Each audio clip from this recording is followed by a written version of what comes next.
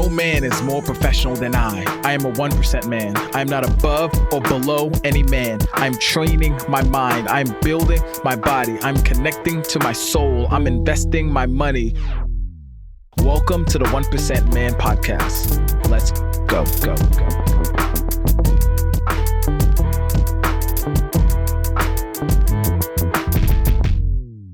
3, 2, 1. I want to welcome you back to the 1% Man Podcast. I have my good friend here with me, Ben McLellan. Ben, did I say it right? You got it. Woo! Okay, I'm like 0 for 0 for 0 for 0 for 1. So I'm so excited. But Ben, how are you doing today? I'm great, man. I'm looking forward to our convo. Thanks for having me on. Yes. And I appreciate you for saying yes. So a lot of you guys may not know Ben, but Ben is like a hidden gem in the marketing world. There's like a few people in the marketing world that I would say are hidden gems. And once you find them, you kind of your world views ever change. So, but before we dive in, Ben, I want all the listeners to get to know you better. So I want to ask you 3 questions. Is that cool? Yeah. Let's do it. So question number 1, what's your favorite color and why? Man, it's like, I would say electric blue. I don't really know why. Maybe it has something to do with like the energy of water. Nice. Okay. I'm a fan. I blue is my favorite color too as well. Love water. I preach drinking water all the time. I think that's like what I'm well known for. Like water. Should probably just have like an ebook on water and everything. But but question number 2, Ben, if you could be an expert, besides being an expert in client fulfillment, business coaching, and leadership, and building 6-figure companies and helping people unleash the best version of themselves, what would you do and why? If it wasn't what I'm currently doing? Yes. So pick something else completely different. It could be whatever it is. Oh, man. That's a tough one, dude. Maybe guiding men on how to be a strong, present husband and dad. That would maybe be it. No, I think that's super dope. I mean, not to knock anyone else, but I think that's very, very much needed in this world nowadays. You know what I mean? I think the world's ever evolving, and that's why we even created 1% Man Podcast, because I see the world ever evolving so fast that men are almost falling behind, and I can already see the trend where this is going to be needed. You know what I mean? In the back end and in the front end, but I can already see that it's shifting, but no one's catching it yet. So is that exactly why I created the podcast? And number 3, last question is, what is one value? So you had a microphone, you could talk to all the men in the world. What is one value you would teach all men that you believe would make it a better place for everyone? I'd say integrity. Why integrity? Because to me, integrity is about doing what you say you're going to do when you say you're going to do it. And if you mess up, owning that.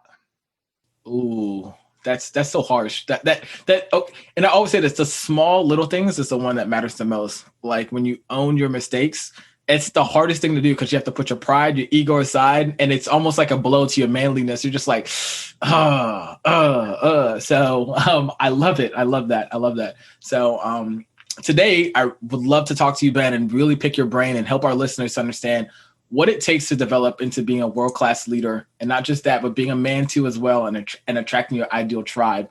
I've followed you for a very long time. You were my client success director in CK, which was great. But I want to ask you, how do you define leadership? That's a great question, man. I think for me, leadership is about showing up in integrity, as I just mentioned, being a grounded person. So, I think a lot of people in this world get thrown about pretty easily, and it's not necessarily purely their fault. I think there's a real lack of understanding, like, hey, how do I stay grounded as an individual, especially when there's pandemics and shit's always changing and like life is freaking hard. So I think we need to do a better job of empowering our kids in how to be steady and consistent and following through and all of those things. So I think all of those are leadership qualities that I try to embody, but also, man, like humor. If you look, we use Slack as our team communication, and man, some of the back and forth we have as a team is just freaking hilarious. And I love that, so having fun, not taking, life too seriously. I think those are also important aspects of the way that I want to lead. I definitely love that. I think especially with how like leadership almost encompasses and it not encompasses, but it flows into other areas as well. Like being a man. Now, especially if you haven't had that, because I know a lot of men haven't had the model of what great leadership looks like. So if you haven't had that, how can we find that, or how can we adopt that, or where can we start looking? What's our first step in building that leadership that you're talking about? Yeah, man. I mean, it's like, I would say ideally you find someone who's actually living it, but I can't say that I have a lot of like personal examples from my own life. So I think for me, it came about as a combination of doing things like meditation and yoga and self-reflection over years. And then for the past like 3 years, most of what I've been reading and kind of studying and taking in has been around leadership, and just studying some of the leaders that, other people see as great leaders, and not that I'm just copying what they're doing, but trying to understand like, well, what is it about that person that other people are looking to them as a great leader, and kind of understanding that, and then bringing it back to me and going, well, how do I want to be showing up as a leader and, and defined as a leader, if that makes sense? No, that definitely does make sense. So I think it's great because I was listening to a podcast with Art of Manliness.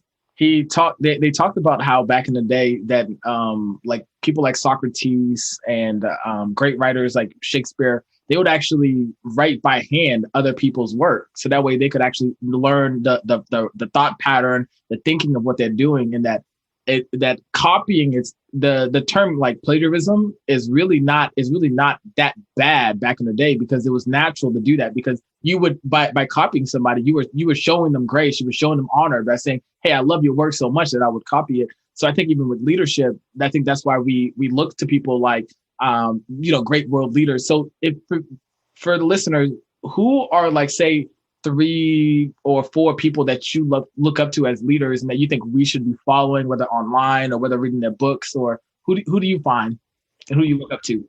Yeah, that's a great question, man. I think I've read a lot of John Maxwell stuff, and it's like, I don't know him personally, but everything I can see is that he's a really, really, really strong leader. I think Simon Sinek does some great like work on leadership. Again, I don't see how he leads day to day necessarily, but like his work is inspiring to me. In terms of like other real world leaders, man, it's tough. I don't know that we have a lot of great examples or people that I necessarily like look to as leaders. I'm trying to think. I think I've had personal mentors, but they're not necessarily like famous people. So again, I think. And there have been people I've looked to for leadership, and now I look back and I go, oh man, that person was a freaking mess. What was I thinking?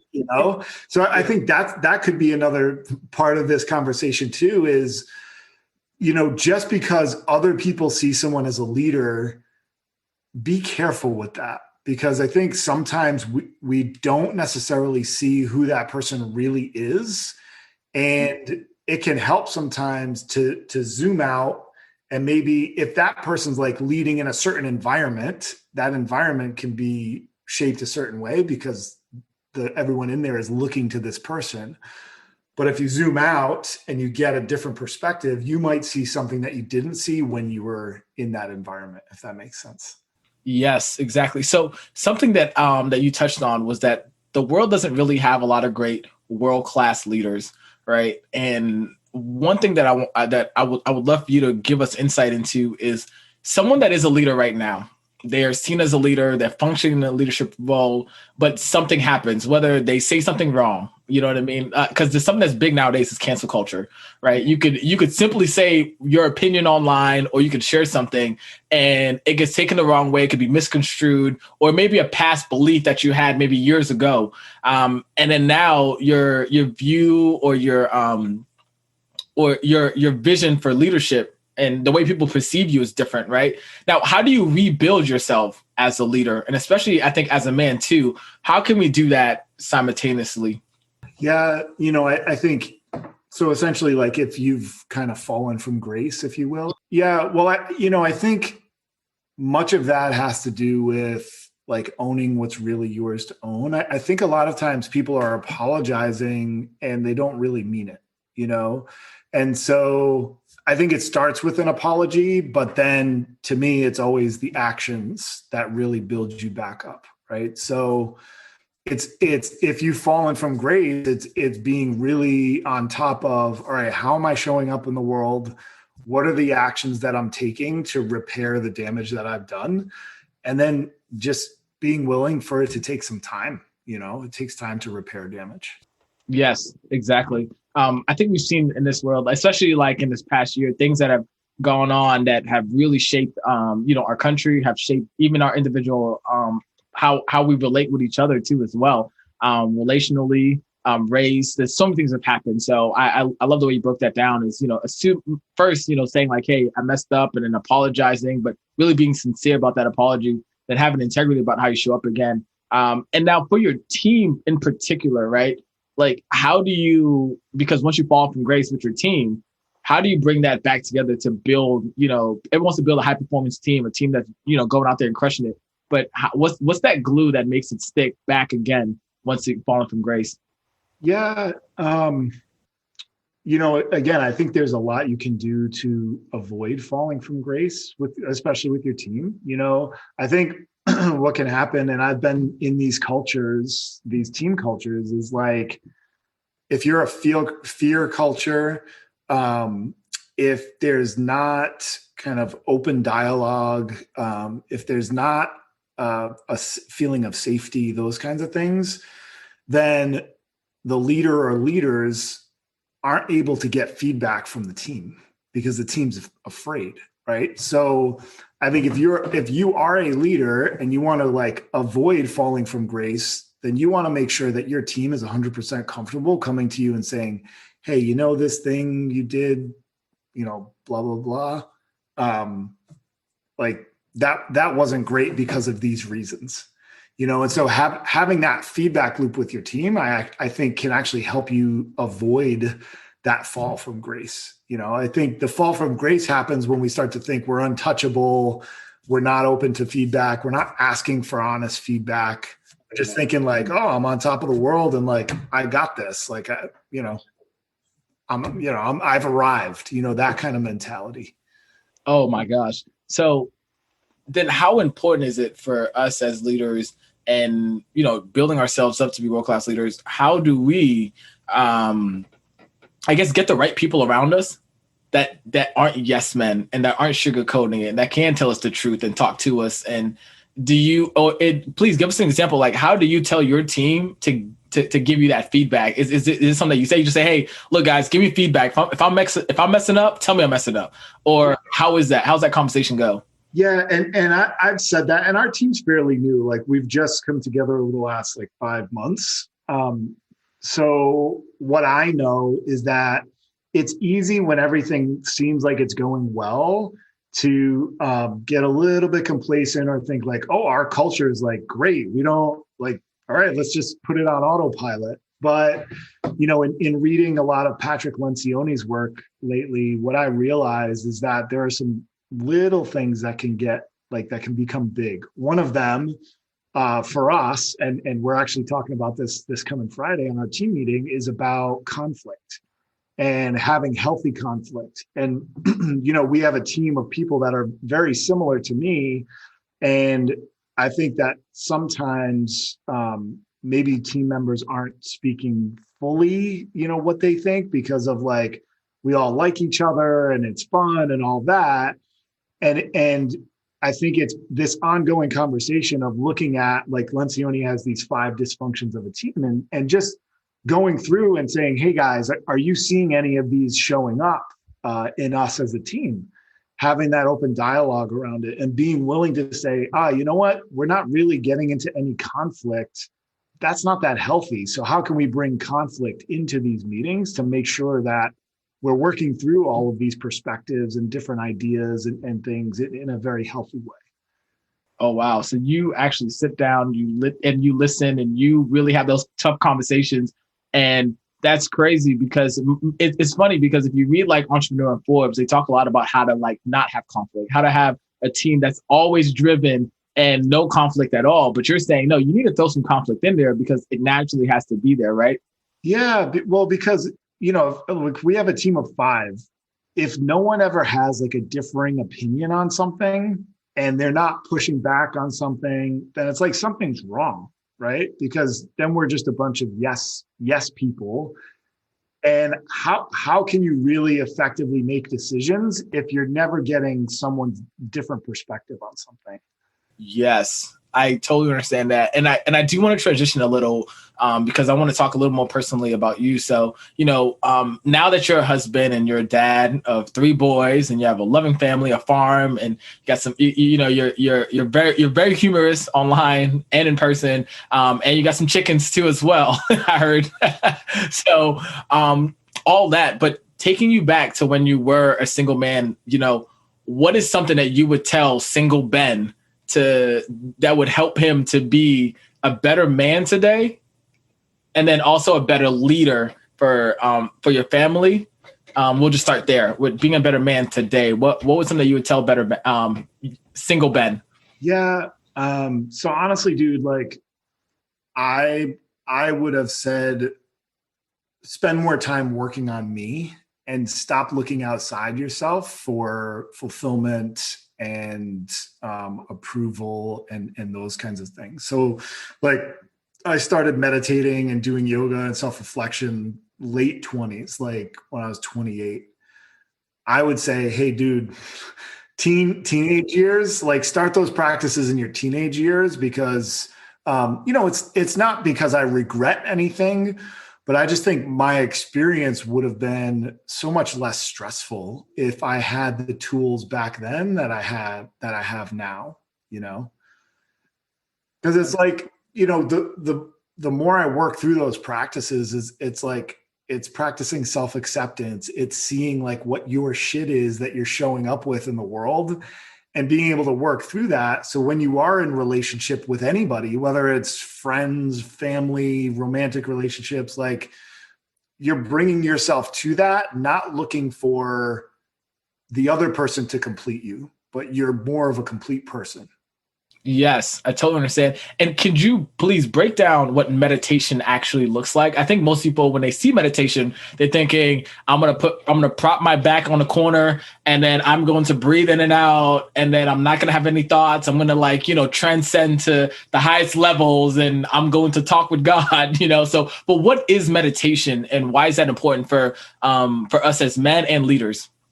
Yeah. So there's lots of ways to practice meditation, but I think that the simple way that I look at it is whatever practice you're doing, essentially what you're doing is getting into this observer part of you, right? So people might go, well, what the hell is that?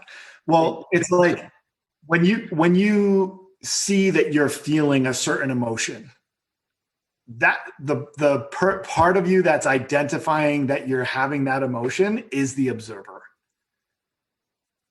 The part of, or if I'm saying, Bertrand is really grounded, that's the observer in me that's seeing that in you, right? So then when I sit to meditate, I'm like nurturing that observer part of me. And what that does, the result of like strengthening that observer muscle in me makes me more self-aware. When I'm more self-aware, I understand what state I am in, and then I can manage that state. And when when I can manage myself more effectively, guess what? Everything in my life gets better. Man, so really meditation really helps you to boost your own self-awareness so you can see where you're at. And the more you can understand where you're emotionally or emotionally where you're at, physically, mentally, everything, when you understand that more about yourself, you're able to pick that up in other people and say, okay, wow, this is where they're at right now. And this is how when you can have a conversation with somebody, they could be having a shitty ass day and you're like, it's not me. It's them. They're having a shitty ass day. Let me give them more compassion and more grace, and let me hand it out freely, or let me ask them, "How you doing?" And I can understand. I can give people that leeway now because I've understood that this is where they're coming from. Wow, I think that's great. And for you as a and for you as a leader, what is something that you would have told yourself your younger single self? What would you told yourself so that we can make yourself a better leader today? I think it's very similar things about, just doing the work on yourself so that you can see that everything you really need is right here, is right in you. There's nothing outside of yourself that you actually need to be content and fulfilled. Now, look, we need human connection, right? That's like a fundamental. But what I mean is like, I'm not going to find that true like joy and peace in my wife. Like she's not going to provide that for me. I have to find that first, and then I can go to my marriage and have a successful marriage. If I'm looking to my marriage for peace, fulfillment, joy, et cetera, then I'm doomed.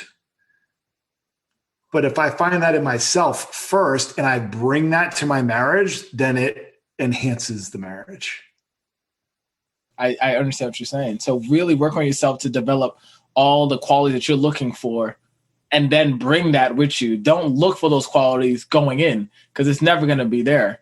Because if you are looking for it while it's there, it's never going to appear, and you're going to be upset. It's just going to cause like a downward spiral. So yeah, and this is a trap we get into, especially in our entrepreneurial world. It's like, oh, I'm going to hit X amount per month in revenue, and then I'll be happy, or then I'm going to buy this car, and then I'll be happy, and then I'm going to do this, and that. It's like, no. First, get your shit straight internally and find fulfillment and joy and happiness and all of that. Then if you want to grow a business, freaking awesome. It'll just multiply what you already are. Exactly.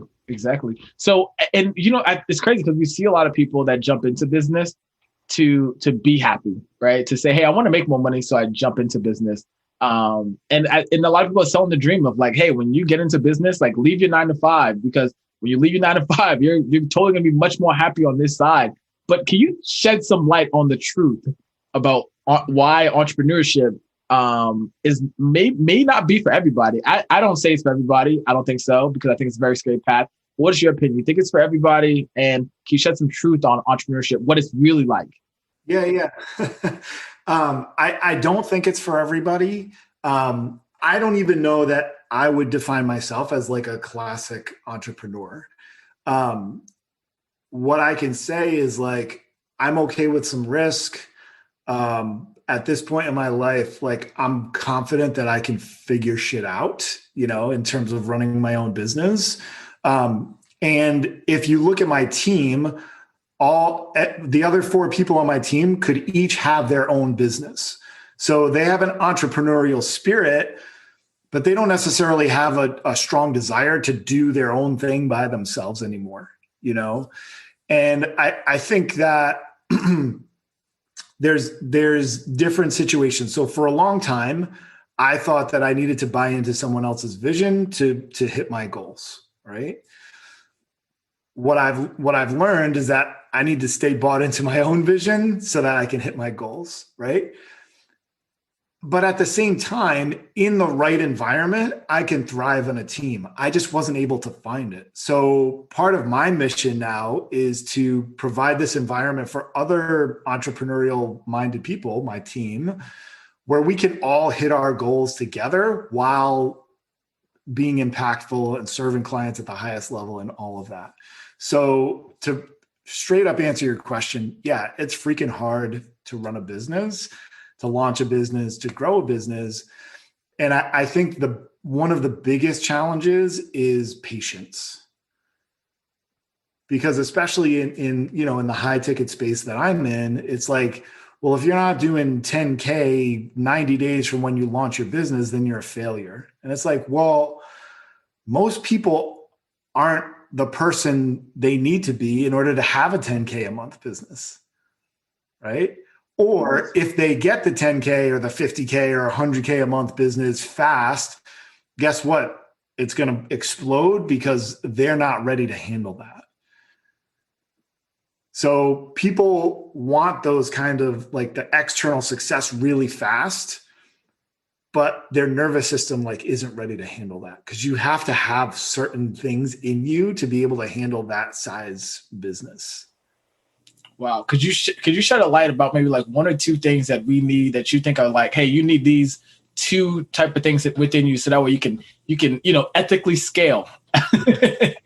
Yeah. I mean, I can only speak from like my own experience. And I think one of the things that's allowed me and now us to grow, like pretty fast, even in high ticket, through that lens, I think it's because I'm a fairly grounded person. And, it's like, for me, I'm still doing our sales calls, right? But I can go into any call and I don't give a shit if the call ends in the person becoming a client.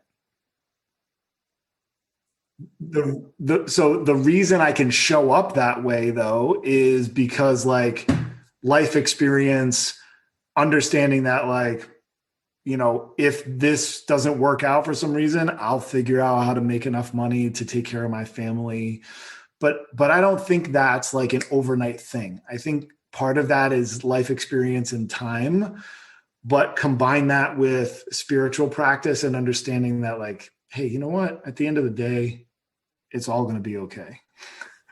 Yes, I totally understand what you're saying. So, but I know time is winding down. So I want to talk a little more about your flagship business, your flagship program and what you do. Could you explain to us what is it you do and why is it important for the marketplace? Yeah, sure. So we use the branding of ethical scaling, which you mentioned earlier, and where that came from, and it's a program where we're helping online coaches grow from between 5 to 15K a month beyond that. So some people come in and they're doing 5K and they want to just get to 10K, and that's totally cool. Some people want to go beyond 15K, and that's cool. But at the core of it, it's really about helping our clients understand like, well, what is my zone of genius? Like, what are the things that I'm uniquely good at and the things that really light me up? And then from there, getting clear on like, how do you want to grow this business? Forget what the gurus are saying or what I'm even doing or what we're doing. Like, how do you want to grow your business and why? Why? So we're helping people understand like their values and their genius and what they really want. And then it's just creating a simple plan. Okay, look, these are the things that you have to do in order to get these outcomes. And we're here to support you on that journey. I love that. And I love the way you said simple, and here's a plan. And boom, you just support them on that journey. I think that's great. So Ben, before we leave, I'd like to ask you, so what is one thing you're looking forward to completing this week? Excuse me. So I'm actually excited for our team call on Friday because we're going to talk about conflict and bringing more conflict into our team meeting. So that, believe it or not, I'm geeking out on all things leadership. So that's what I'm excited about. Dope. And something that you learned about yourself this week. That's a good question, man. So, well, this is really interesting. I took the Facebook app off of my phone this weekend, and I mean, it's not surprising, but I've noticed that my anxiety, which isn't like, I don't have a ton of anxiety, but I noticed that it's really low, if there at all. I mean, I was just checking it too much, dude. I think it's something, many of us kind of run into. Like, I have a lot of fun interacting with people on Facebook, but there's also, I think there's this line of like getting on there, connecting, doing your thing, if you're marketing on there, whatever, but then it can turn into like being on there too much, right? And that kind of pulling you away from like being present with people and those kinds of things. Exactly. Ben, I want to thank you for being on.